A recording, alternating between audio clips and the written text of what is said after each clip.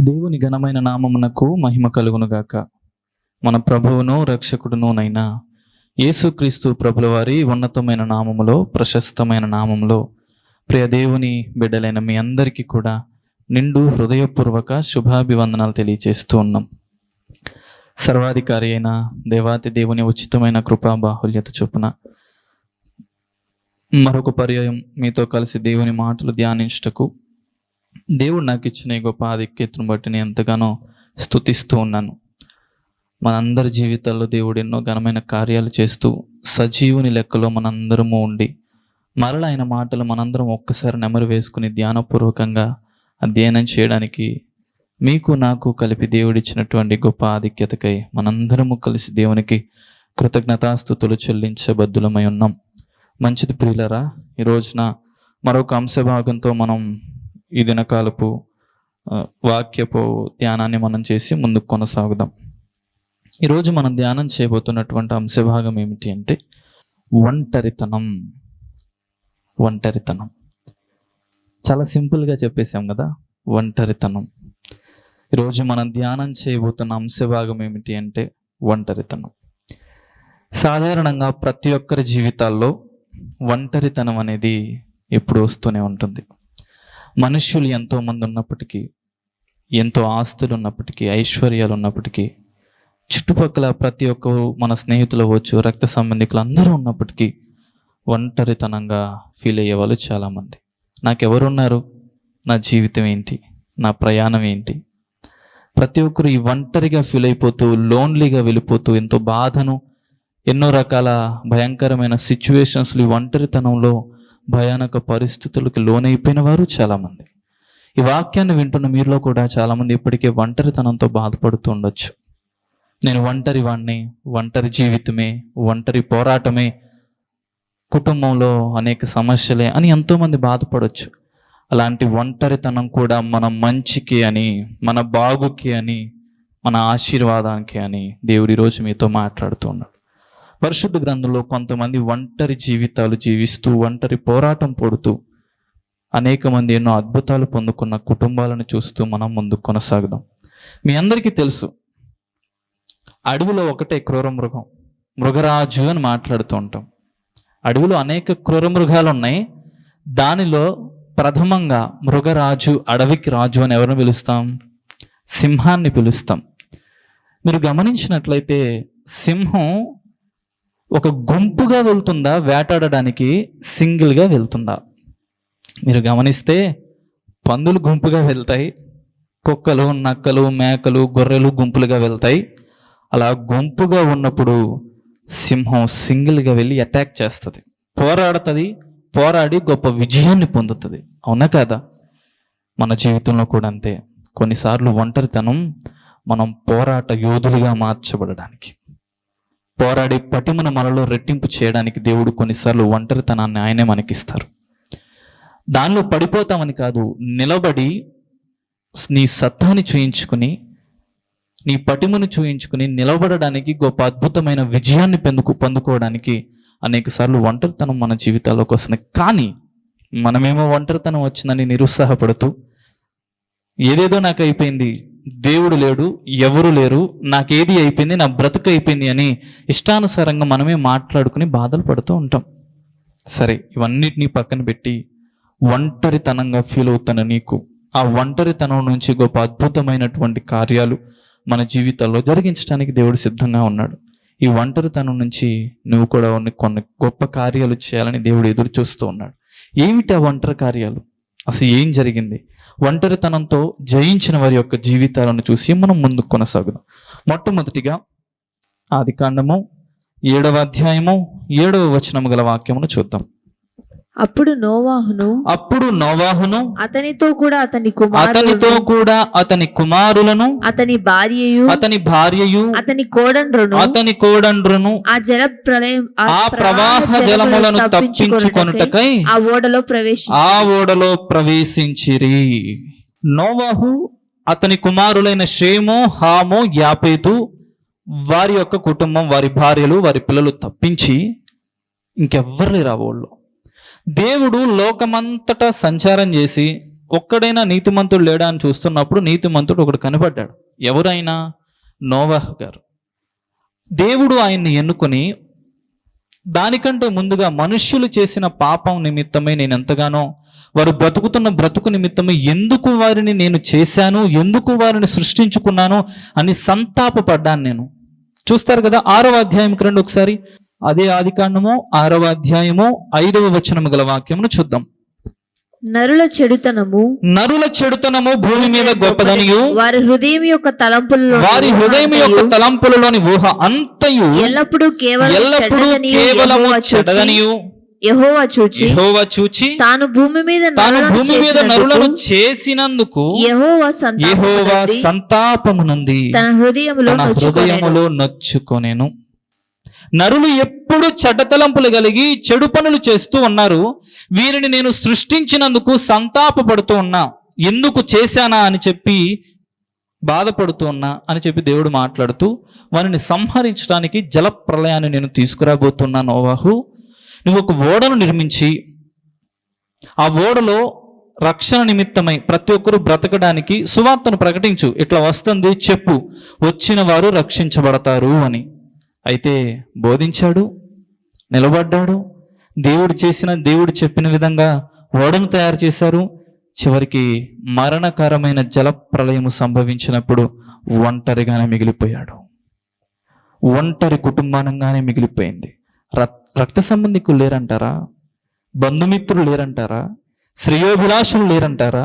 అనుకుని ఉంటారు. ఈ పిచ్చి పట్టిందేమో నోవాహుకి, జలప్రలయం అంట, ఒక ఓడను తయారు చేయాలంట, మరణకరమైనటువంటి జలాలు వస్తాయట, వర్షం కుమ్మరించబడుతుందంట. పిచ్చి పట్టిన వాళ్ళలాగా ఏవేవో చెట్టులు నరుక్కుంటూ కొమ్మలు నరుక్కుంటూ ఓడను తయారు చేస్తున్నాడని ఎంతమంది ఎన్ని రకాలుగా మాట్లాడుంటారు. కొన్నిసార్లు మన జీవితాలు కూడా అంతే. దేవుని కొరకు ఒంటరిగా నిలవబడినప్పుడు ఎన్నెన్నో సమస్యలు వస్తాయి. ఒంటరి కుటుంబంగానే మనం మిగిలిపోతాం. ఇతర వ్యక్తులు లోకానుసారంగా బ్రతుకుతూ మనం దేవునికి దగ్గరగా వేరుగా, లోకానికి వేరుగా బ్రతుకుతున్నప్పుడు అందరి నుంచి మనం దూరం అయిపోతాం. ఒంటరి కుటుంబంగానే మిగిలిపోతాం. అలాంటి సమస్యల్లో, అలాంటి దినమప్పుడు, ఒంటరిగా ఉన్నప్పుడు దేవుడు చేసే గొప్ప కార్యం ఏమిటో తెలుసా? మరణకరమైన జలాల నుంచి నోవహు కుటుంబాన్ని ఎలాగైతే దేవుడు తప్పించాడో, మరణకరమైన ప్రతి పరిస్థితి నుంచి, భయంకరమైన ప్రతి స్థితిగతుల నుంచి దేవుడు కూడా మనల్ని తప్పించే నాథుడై ఉన్నాడు. ఎప్పుడు? ఒంటరిగా దేవుని కొరకు మనం నిలవబడినప్పుడు, ఒంటరితనంలో మన కుటుంబం కొరకు దేవుడు గొప్ప కార్యాలు చేయడానికి సంసిద్ధంగా ఉన్నాడు. నోవహు జీవితం మీ అందరికీ తెలిసిందే. ఒక కార్యాన్ని మనం దేవుని కోసం చేస్తూ ఉంటే ఎగతాళి చేసేవారు ఎంతోమంది, ఎన్నో మాటలు మాట్లాడేవారు ఎంతోమంది. అలాగే నోవహు జీవితంలో 3 అంతస్తులు కలిగినట్టు ఓడను తయారు చేయడం ఏంటి? ఆ కొలతలు ఎంత, ఎత్తు ఎంత, ఎన్ని మూరలు ఉండాలి, ఎంత హైట్ ఉండాలి, దేవుడు ప్రతిదీ చెప్తూ చేస్తూ ఉంటే పిచ్చి పట్టిందేమో అని అనుకుని ఉంటారు. కానీ ఒంటరి కుటుంబంగానే మిగిలిపోయింది. ఆ ఒంటరి కుటుంబం నుంచే మరలా దేవుడు పునః సృష్టీకరించాడు. దేవుడు మరణకరమైన జలాల నుంచి తప్పించి రక్షణ దయచేశాడు. ఇప్పుడు మన ఒంటరితనం దేనికి దారితీస్తుందంటే, మన కుటుంబ క్షేమానికై, కుటుంబ రక్షణకై, మనందరూ మరణకరమైన పరిస్థితుల నుంచి తప్పించడానికై కొన్నిసార్లు ఒంటరితనం మన జీవితంలోకి వస్తుంది. కానీ దేవునికి దూరం అవ్వక దేవునితోనే ఉంటూ మన ఒంటరి జీవితాన్ని గడిపినట్లయితే ఇవన్నీ మన జీవితంలో చూస్తాం, నోవాహు జీవితంలో చూసినట్లుగా. మొట్టమొదటిగా. రెండవదిగా కూడా చూద్దాం. రెండవదిగా ఆదికాండము 32వ అధ్యాయము 24వ వచనము గల వాక్యమును చూద్దాం. యాకోబు ఒక్కడు మిగిలిపోయి చాలు. యాకోబు ఒక్కడు మిగిలిపోయెను. మీ అందరికీ తెలిసిందే, గర్భంలో ఉన్నప్పుడే పెనుగులాడుతూ ఇద్దరికిద్దరు ఫైట్ చేసుకుంటూ, ఒక మాటలో చెప్పాలంటే వచ్చారు తన అన్నయ్య అయినటువంటి ఏశావు, యాకోబు. ఫస్ట్ నుంచి ఆఫ్టర్ మీరు గమనించినట్లయితే యాకోబు యొక్క స్వభావం చాలా మోసకరమైనది, దొంగిలింపుకరమైనది. మీ అందరికీ తెలుసు కదా. అన్న దగ్గర నుంచి, తండ్రి దగ్గర నుంచి అన్నను మోసం చేసి, తండ్రిని మోసం చేసి, ఇటు జ్యేష్ఠత్వాన్ని, ఇటు గొప్ప ఆశీర్వాదాన్ని, ఫలాన్ని పొందుకుని పారిపోయాడు. ఎక్కడికెక్కడ వంచన, వేషధారణ, దొంగిలింపు, తన పేరులో ఉన్నటువంటి అర్థాన్ని నిజమైనటువంటి జీవితాల్లో అలా చూపిస్తూ ఉన్నాడు, కనపరుస్తూ ఉన్నాడు. చివరికి ఏమైంది? ఇక్కడ ఒంటరిగా మిగిలిపోయాడు. ఏ సందర్భం అది? తన అన్న అయినటువంటి ఏశావు తరుముతూ తన తమ్ముడు దగ్గర చంపడానికి వస్తూ ఉన్న దినాన జరిగినటువంటి ఒక గొప్ప క్రియ. ఎబ్బేకు రేవు దగ్గర ఎప్పుడైతే ఒంటరిగా మిగిలిపోయాడో దేవునితో సంబంధం పెరిగింది, తన ప్రార్థన మారింది, తన నడక మారింది, తన జీవితం మారిపోయి తన పేరులో ఉన్న పాత జీవితం మొత్తం మారిపోయి ఇజ్రాయేలీయులకు గోత్రకర్తగా మారిపోయాడు. ఒంటరితనంలో ఉండి దేవునితో సంభాషించిన సంభాషణ వలన. మీరందరూ గమనిస్తే ఆఫ్టర్ ఆల్ అన్నదమ్ములు కాదు కానీ నాలాంటి వాడు ఎవడో ఒకసారి మీ దగ్గరకు వచ్చి అమ్మా ఆకలేస్తుంది కొద్దిగా ఏదైనా పెట్టమ్మా అంటే నీ ఆస్తివు అని అడుగుతారా? మీరు నన్ను అడగరు. మీరే కాదు, బయట ఎవరినన్ను అడిగి వాళ్ళ దగ్గర కొంత ఉన్నప్పుడు అన్న కొద్దిగా నాకు పెట్టొచ్చు కదంటే జాలి పడన్న కొంతలో కొంత ఇస్తారు ఎవరైనా. కానీ మన యాకోబు మాత్రం, రే తమ్ముడా ఆకలిస్తుందిరా కొద్దిగా చిక్కుడుగా కూర పెట్టు అంటే అట్లెట్లా పెట్టను, నీ జ్యేష్ఠత్వాన్ని ఇచ్చేస్తావా? నీ జ్యేష్ఠత్వాన్ని ఇచ్చేస్తానంటే నేను ఇచ్చేస్తా నీకు. చూడండి, అలాంటి బ్రతుకు ఒంటరితనంగా ఎప్పుడైతే మిగిలిపోయాడు, ఆ ఒంటరితనంగా మిగలడానికి కారణం కూడా చెప్తాను. తన అన్నయ్య అయినటువంటి ఏశావు కొంత సైన్యాన్ని వెంట పెట్టుకుని పరుగున తను చంపడానికి వస్తూ ఉంటే మన వాడు ప్రీ ప్లాన్డ్గా ఓ ఆర్మీలో ఉండే కొంతమందికి ఆ ప్రీ ప్లాన్స్ తెలుసు, ఎవరు ఎక్కడి నుంచి ఉండాలి, ఎక్కడ నుంచోవాలి, ఏ డిస్టెన్స్లో ఉండాలని. మనవాడు ఫస్ట్ పశువులను, ఆ తర్వాత దాసీలను, జిల్ఫా బిల్హా వారిని పెట్టి, వారి సంతానాన్ని పెట్టి, తర్వాత కొద్దిగా అంటే ఇష్టానుసారంగా ప్రేమించే భార్య కంటే రెండో భార్యను అక్కడ పెట్టి, చివరికి తను ప్రేమించే భార్యని పెట్టి లాస్ట్లో ఈయన ఉన్నాడు. మా అన్న పశువులను వధించి, ఆ దాసీలను వధించి, తర్వాత భార్యను వధించి ఇక్కడికి వచ్చేసరికి అలసిపోయన్నా సొమ్మసిల్లన్నా కొంతలో కొంత నా మీద కనికరం చూపడానికన్నా బాగుంటుంది అన్న ఈ ప్రీ ప్లాన్లో వేసుకున్నటువంటి స్కెచ్. కానీ దేవునితో ఎప్పుడైతే ఎబ్బేకు రేవు దగ్గర ఒంటరిగా మిగిలిపోయాడో, దేవునితో సంబంధం, దేవునితో పెనుగులాట, దేవునితో పోరాడే తత్వం, తన ప్రార్థన మారిపోవడం, తన నడక మారిపోవడం, చివరికి తన పాత జీవితం మారిపోయి నూతనమైన స్వభావాన్ని పొందుకొని ఇజ్రాయేలీయుల 12 గోత్రములకు గోత్రకర్తగా మారిపోయాడు. తన జీవితం మొత్తం మారిపోయింది. ఈరోజు ఒకసారి పరలోక రాజ్యం వెళ్ళిన తర్వాత ఆ 12 స్తంభముల మీద వారి సంతానం యొక్క పేర్లు లిఖించబడుతూ ఉన్నాయి. ఎంత గొప్ప ధన్యత! కొన్నిసార్లు ఒంటరితనం ఎందుకో తెలుసా? దేవునికి మనకి మధ్యన సంబంధాన్ని, బాంధవ్యాన్ని పెంచడానికి, మన బ్రతుకులు మార్చడానికి, మన పాత స్వభావాన్ని విడిచిపెట్టి నూతన స్వభావాన్ని పెంపొందింప చేసుకోవడానికి కొన్నిసార్లు ఒంటరితనం మన జీవితంలోకి వస్తూ ఉంది. ఈరోజు నీ జీవితంలో కూడా ఒంటరితనం ఉండొచ్చు, నీ జీవితంలో కూడా నిట్టూర్పులు ఉండొచ్చు. అందరూ ఉన్నప్పటికీ నువ్వు ఒక్కడివి పక్కకు రావచ్చు, ఎవరు లేరని నువ్వు బాధపడవచ్చు. కానీ దేవుడు మాట్లాడుతున్నాడు. ఎందుకో తెలుసా? అది నీకు వస్తుంది. ఆ ఒంటరితనం ఎందుకు వచ్చిందో తెలుసా? నిన్ను మార్చడానికి, నీ బ్రతుకును సరిచేయడానికి, నీ పాత జీవితాన్ని తొలగించడానికి, నీ నడకను మార్చడానికి, నీ ప్రవర్తన మార్చడానికి, నీ ప్రార్థన జీవితాన్ని మార్చడానికి, టోటల్గా నీ ఆధ్యాత్మిక భక్తి జీవితాన్ని పెంపొందింప చేయడానికి. మొట్టమొదటిగా అబ్రహాం జీవితాన్ని చూసాం, తర్వాత ఇక్కడ యాకోబు జీవితాన్ని చూసాం, నోవాహు జీవితాన్ని చూస్తూ ఉన్నాం. ఒంటరిగా పయనించడం వలన కుటుంబాన్ని రక్షించుకున్నాడు, మరణకరమైన జలాల నుంచి తప్పించబడ్డాడు. మనం కూడా అలా తప్పించబడతాం. రెండవదిగా యాకోబు జీవితం మోసగాడిగా ఉన్నవాడు మొత్తం తన పాత జీవితం మారిపోయి నూతన పరచబడ్డాడు ఒంటరితనం వలన. మూడవదిగా కూడా చూద్దాం. 1వ రాజుల గ్రంథము 18వ అధ్యాయము 22వ వచనము గల వాక్యమును చూద్దాం. అప్పుడు ఏలియా యెహోవాకు ప్రవక్తలైన వారిలో నేను ఒకడనే శేషించి ఉన్నాను. అయితే బయలునకు ప్రవక్తలు 450 మంది ఉన్నారు. మాకు 2 ఎడ్లని ఇడి వారు వాటిలో ఒక దాని కోరుకుని దాని తునకలుగా చేసి క్రింద అగ్ని ఏమీయూ వేయకుండానే దానిని కట్టెల మీద ఉంచవలెను. రెండవ ఎద్దును నేను సిద్ధము చేసి క్రింద అగ్ని ఏమీయూ వేయకుండానే దాని కట్టెల మీద ఉంచుదును. తరువాత మీరు మీ దేవత పేరుని బట్టి ప్రార్థన చేయుడి. నేనైతే యెహోవాను బట్టి ప్రార్థన చేయుదును. ఏ దేవుడు కట్టెలను తగులబెట్టు చేత ప్రత్యుత్తరం ఇచ్చునో ఆయనే దేవుడని నిశ్చయించును రండని ఏలియా మరలా జనులతో చెప్పగా. చాలు, ఈ సంఘటన అంతా మీకు తెలిసింది. ఈ బైబిల్ గ్రంథంలో మహా రోషం కలిగిన సంఘటన ఏదైతే ఉందంటే ఇదే. ఏలియా యెహోవా పక్షమున ఒక్క ప్రవక్తగానే ఉన్నాడు. మొత్తాన్ని లెక్క గణించుకుంటే 850 మంది ప్రవక్తలు, బయలు ప్రవక్తలు అక్కడ ఉండగా ఏలియా గారు ఏం చేస్తున్నారు? ఒక శపథం చేస్తూ ఉన్నారు. 2 తీసుకొద్దాం, మొక్కలు తునకలు చేద్దాం, కట్టెలు పేర్చి దాని మీద పెడదాం, కింద అగ్ని ఏమీ ఉంచకుండా ఆకాశం నుంచి అగ్ని రావాలి కిందకి.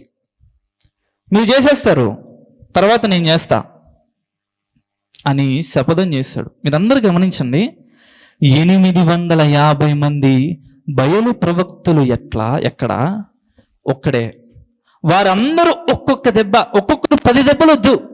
ఇంత అహంకారంగా మాట్లాడుతున్నాడే, రోషం కలిగి మాట్లాడుతున్నాడే, భయము లేకుండా మాట్లాడుతున్నాడు. ఎక్కడి నుంచి వస్తుంది ఈ ధైర్యం అని చెప్పి, ఒంటరి వాడే కదా, ఎందుకు ఇలా మాట్లాడుతున్నాడని కోపంగాని తెచ్చుకుని ఒక్కొక్కరు ఒక్కొక్క దెబ్బ వేస్తే ఏమవుతాడండి?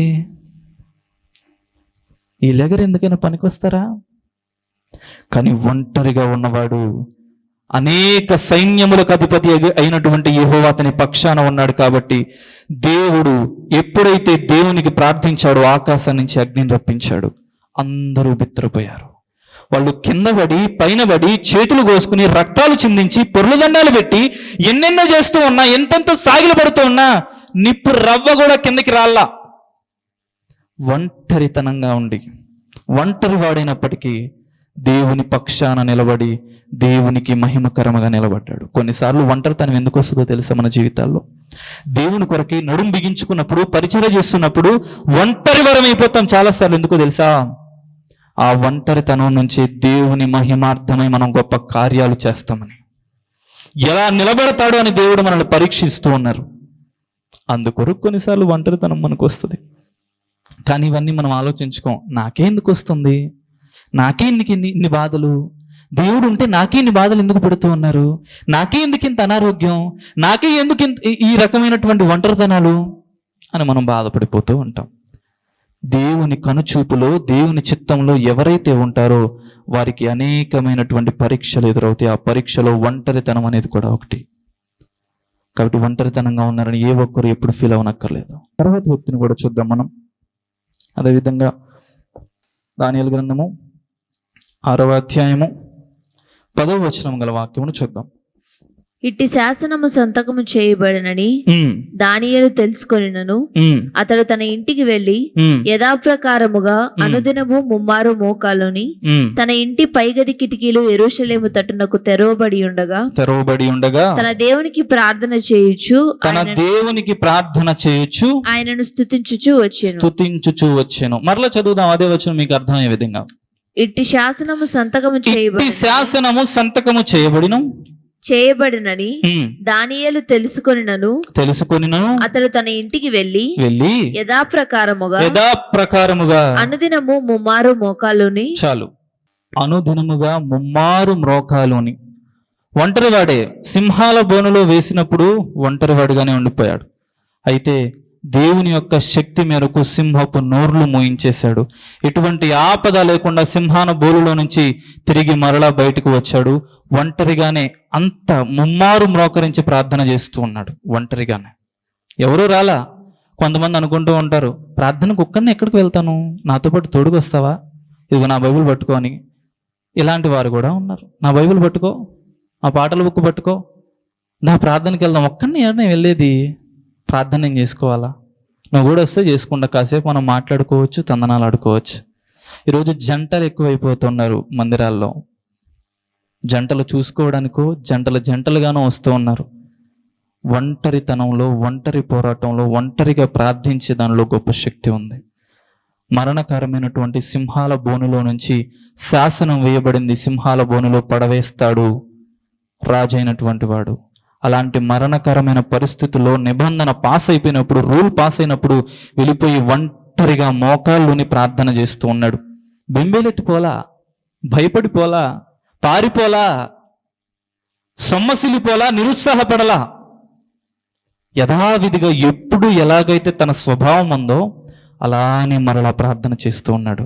ఆ ప్రార్థన ద్వారా, ఒంటరితనంలో పోరాడిన ప్రార్థనా పోరాటం ద్వారా వచ్చినటువంటి గొప్ప శక్తి ఏమిటి? సింహాలు అక్కడే ఉన్నాయి, ఆయన ఏం గాల. ఒక కుక్క విశ్వాసం చూపించి మనం చిన్నప్పటి నుంచి బిస్కెట్లు వేస్తూ ఉంటే మనతోనే వచ్చి సొల్లు గారుస్తూ ఉంటుంది, ఏమి చేయదు. మనం ఏమి చేస్తే షేక్ హ్యాండ్ ఇవ్వంటే షేక్ హ్యాండ్ ఇస్తుంది, కూర్చో అంటే కూర్చుంటుంది, పో అంటే పోతుంది. అలాంటి కార్యాలు ఏమి జరుగుండకపోవచ్చు, కానీ అలానే ఓ మూలన కూర్చొని అలానే ఉన్నాయి. సింహాల దగ్గర నుంచి బయటకు వచ్చే నాథుడు ఎవరైనా ఉన్నారా? ఓ గొప్ప ఫైట్ మాస్టర్ ఎవరైనా ఉన్నారా? కానీ ఒంటరి పోరాటం, ఒంటరి ప్రార్థన వలన, దేవునితో పెనుగులాడటం వలన జరిగినటువంటి గొప్ప క్రియ. తర్వాత కూడా చూద్దాం, మరొక వ్యక్తిని కూడా చూద్దాం. మీరందరికీ తెలిసి సుపరిచితమైనటువంటి వ్యక్తి దావీదు గారి జీవితాన్ని కొంత పరిశీలన చేద్దాం. ఎక్కడో అడవిలో ఒంటరివాడుగా ఉన్నాడు. పాటలు పాడుకుంటూ, కీర్తించుకుంటూ, దేవుని నామ స్మరణ చేసుకుంటూ ఎంతో ఘనమైనటువంటి జీవితాన్ని అనుభవిస్తూ ఉన్నాడు. మనం అనుకుంటాం ఘనమైన జీవితం అని, కానీ అది అతనికి ఘనమైన జీవితం లేదు. ఒంటరితనం. అన్నలైన ప్రతి ఒక్కరు కూడా ఎక్కడో యోధులుగాను, సైన్యంలో, అక్కడ మిలిటరీలో ఉంటే మనవాడే ఇక్కడ గొర్రెలు కాసుకుంటూ ఉన్నాడు.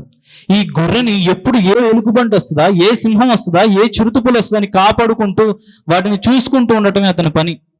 ఒకానొక దినాన అతని హృదయాన్ని దేవుడు చూశాడు, రాజుగా అభిషేకించాడు. పిల్లనిచ్చిన మామ తరుముతూ ఉన్నాడు, తన కడుపున పుట్టిన బిడ్డ తరుముతూ ఉన్నాడు. తన భార్య స్మరించి దేవుని దగ్గర గొప్ప వినూత్నమైనటువంటి అద్భుతమైన కార్యాలు చూసి నాట్యం చేస్తూ ఉంటే, ఆత్మలో పరవశిస్తూ ఉంటే, వీడేంటి పిచ్చివాళ్ళగా ఎగురుతున్నాడు వాళ్ళతో కలిసి అని మాట్లాడుతూ ఉన్నారు.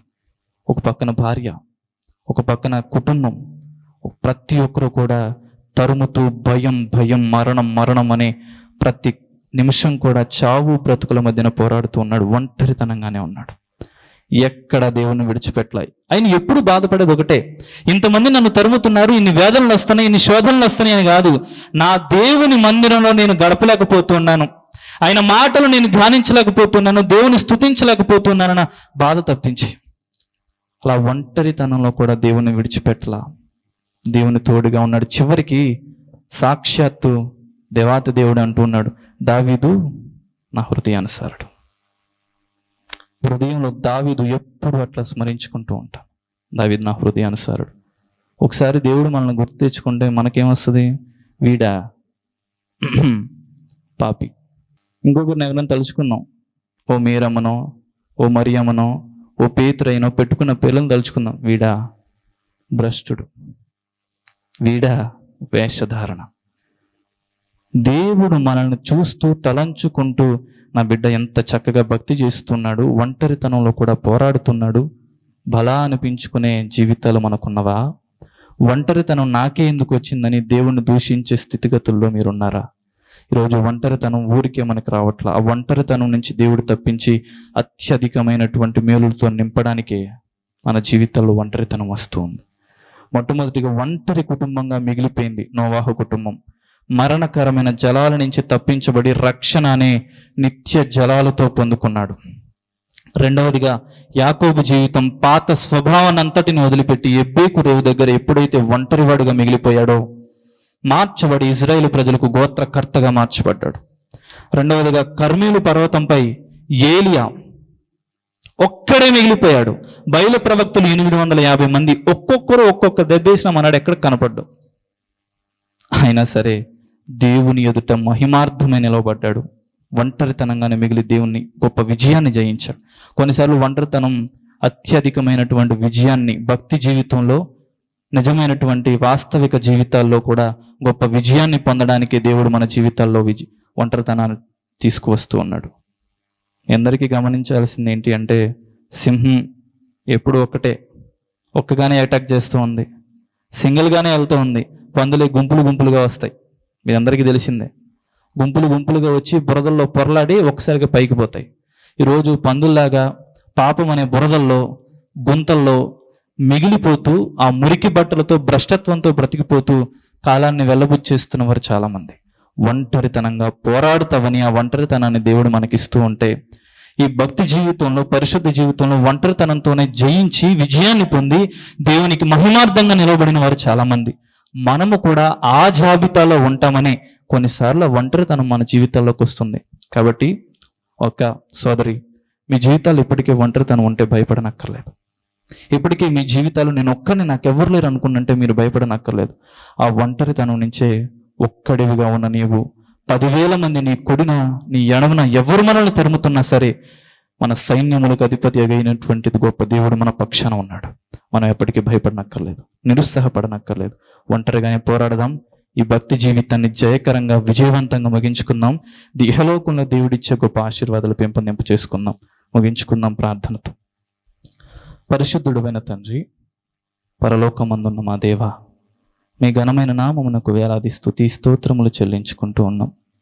ఇది నానా ఈ సమయాన ఒంటరితనం అనే అంశభాగం నుంచి మేము మాట్లాడుకొనిచ్చి ఉన్నాం. మా జీవితాల్లో ఇప్పటికీ అనేక మంది జీవితాల్లో ఒంటరితనం, ఎంతో నిరుత్సాహత, ఎంతో దుఃఖము, వేదన నాకే ఎందుకు వస్తుందని ఎంతోమంది మాట్లాడుతున్న వారితో మీరు మాట్లాడారు.